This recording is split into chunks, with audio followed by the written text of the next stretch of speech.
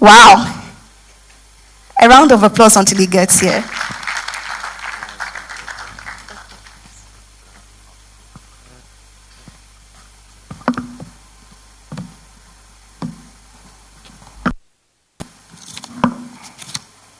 Thank you.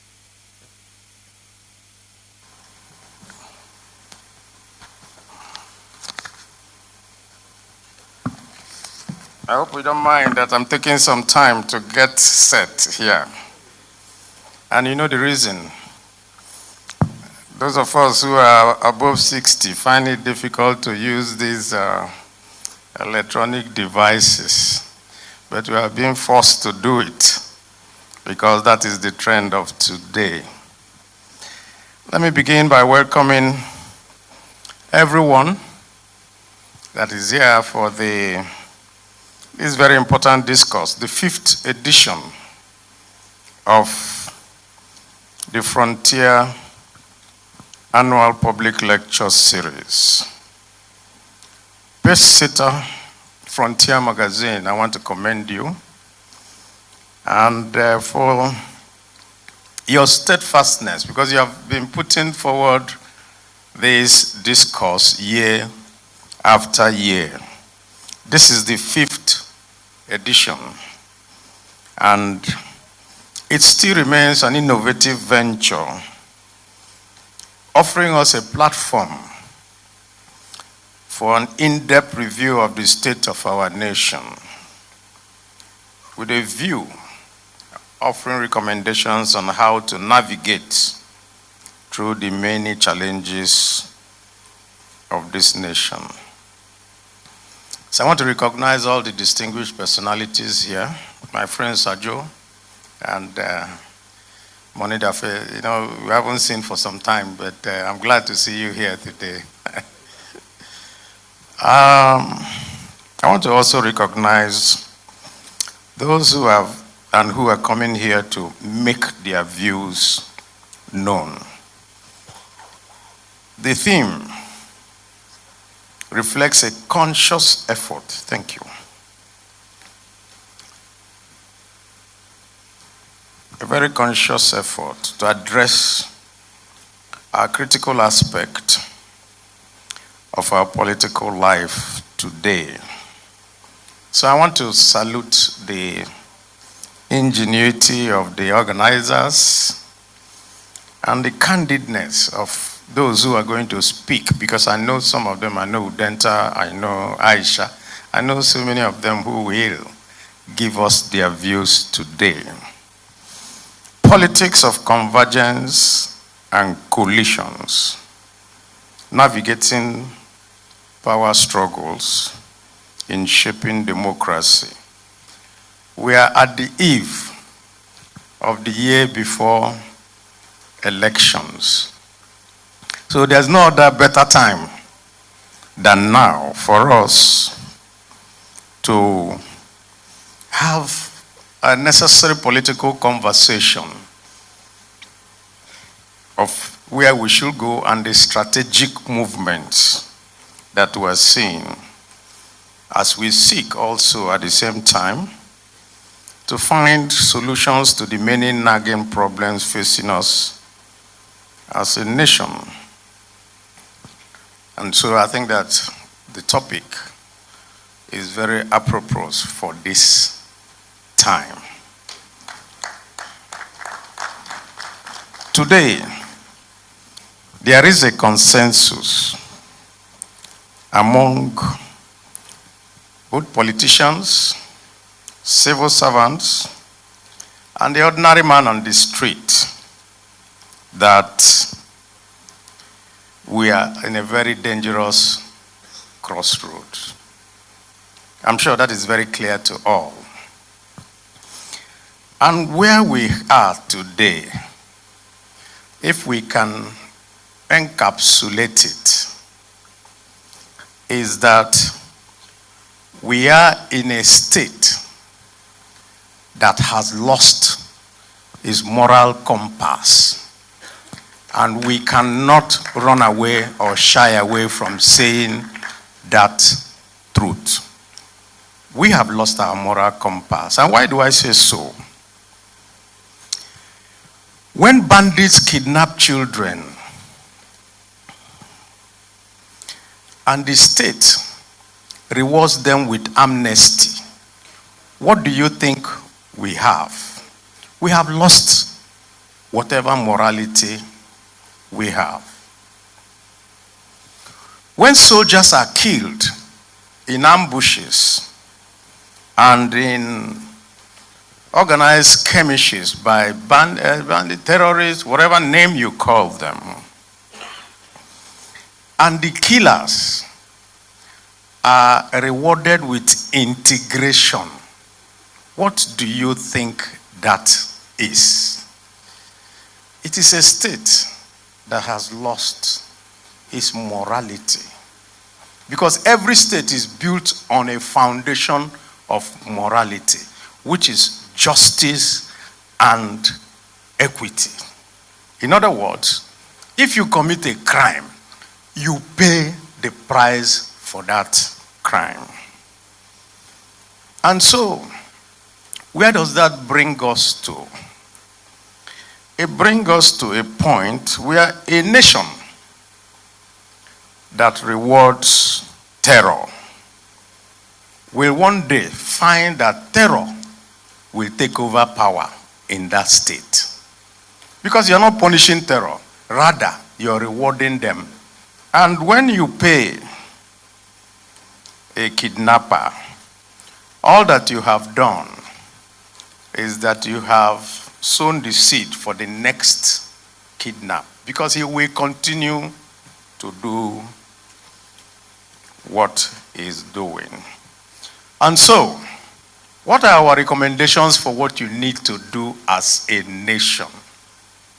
And I say this advisedly because in 2015,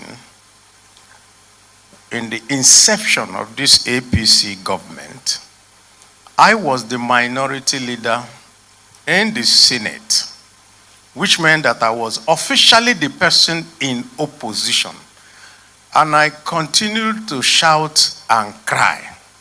And I said then that rather than confront the evil before it, the government preferred to deal in propaganda. And I made a quotation that those who live by propaganda will also die by propaganda. And that is where we are today.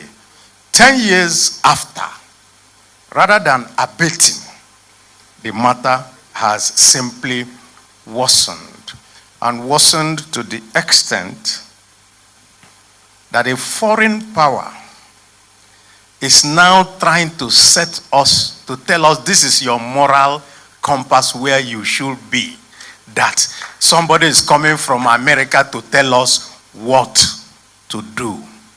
It's a shame on Nigeria. Why? Nigeria was the particular country in this our, what the pidgin English people will say, before our very, very eyes. We went and imposed order in Liberia. We imposed order in Sierra Leone.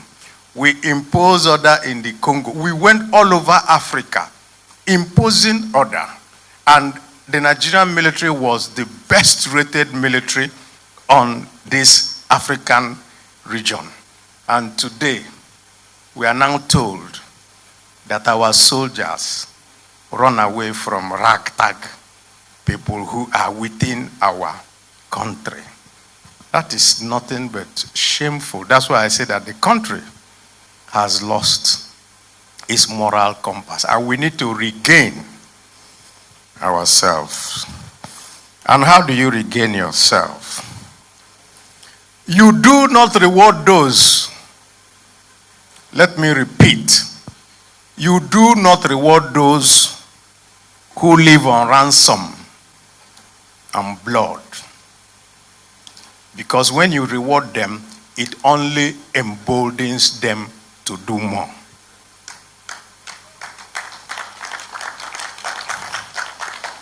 I think there was a particular general, I think from Syria also. I read a quotation from him that when he said that his job is not to forgive, that his job is to send the terrorist to God. Let God forgive the person when he has sent him there. That is what we ought to do in Nigeria. A terrorist and a criminal ought to be sent to go and look for solace somewhere else, not within our polity. Finally, we need to note this. A government that chooses appeasement over justice, a government that chooses appeasement over justice simply signs the death warrant of its citizens. Because what happens is that that person that you are appeasing will see you as weak and will continue to perpetuate more evil so that you will be appeasing them, and there comes the time when there will be no more opportunity to appease them. And so, to go forward, I would like, as I see all the array of people who are going to speak today, to leave the details of all the things we are going to discuss to both the keynote speaker and the other. But I will leave you, before I quit this stage, with two things, two key points. One, we are back in 2013. There's no doubt about it. What happened in 2013 is what is now going to happen in 2020, 26 and 27. And so, one of the biggest challenges of a political consensus, because we're going to discuss conflict and consensus, one of the biggest challenges is the clash of egos among politicians. And you know why? When somebody says, it's my way or the highway, there is no way you can come together. So what we are doing at the moment, or what we can propound at the moment, is that at that moment in 2013, what happened within the opposition succeeded because they converged behind one person and buried all the other egos so that there can be a consensus on the way forward. And for those who are trying to come together today, they need to be very mindful of the lessons of history, of what happened in 2013. Secondly, before I close, 2013 led to the defeat of an incumbent government in 2015. But what now happened? The essence of why people venture into politics should be to selflessly serve people and the country.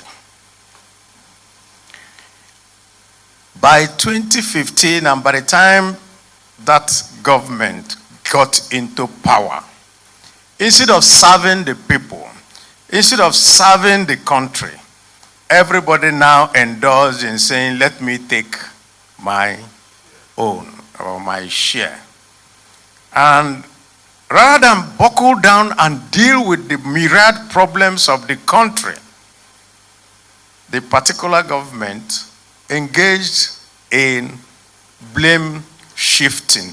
It is the previous government of Jonathan. That's what happened throughout from 2015 to the end of the Buhari regime.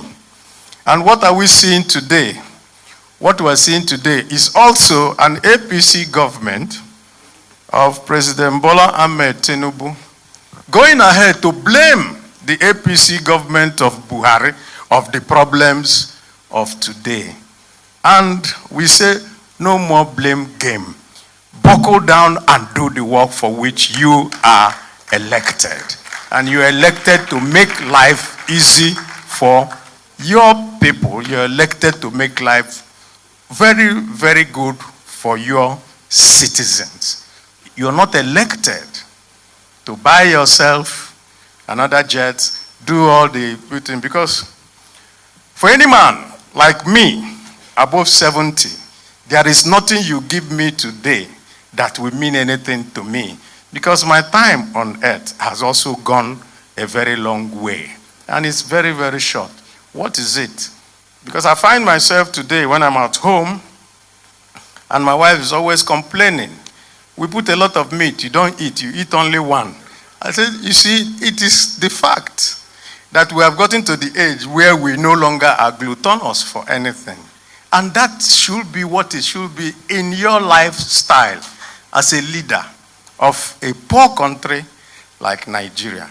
And I emphasize poor country.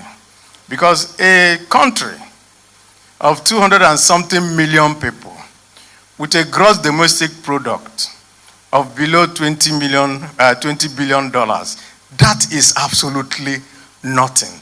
When you have a country like Norway with less than 5 million people and more than $1 trillion.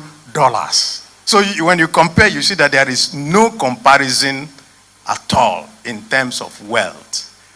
And so, what we ought to do is to do the right thing and develop a very clear, pragmatic, and visionary solution to all the problems that are besetting Nigeria today.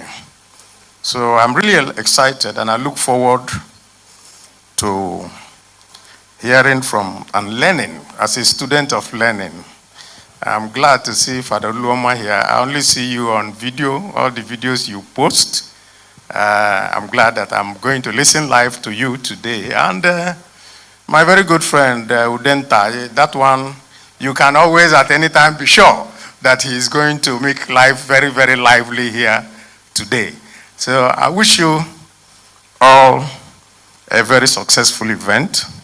And I thank Pace Setter Frontier magazine, and I say, may God bless Nigeria.